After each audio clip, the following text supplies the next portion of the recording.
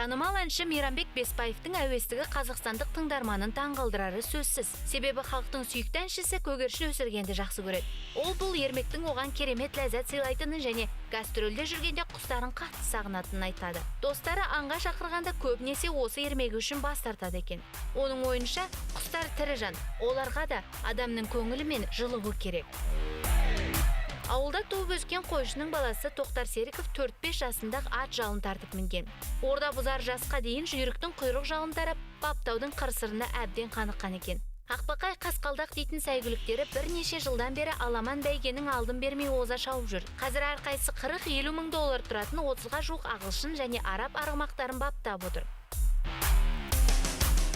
Мәнерлеп сырғанаушы Денис Теннің суретке түсіруге деген құмарлығы Инстаграмнан басталған. Бастапқыда суретті әлеуметтік желіге жүктеу үшін ғана түсірген.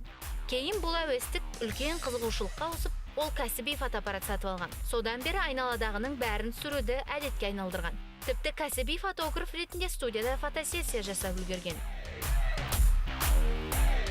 Тележүргізуші Серік Әкішев жаздан гөрі қысты жақсы көреді.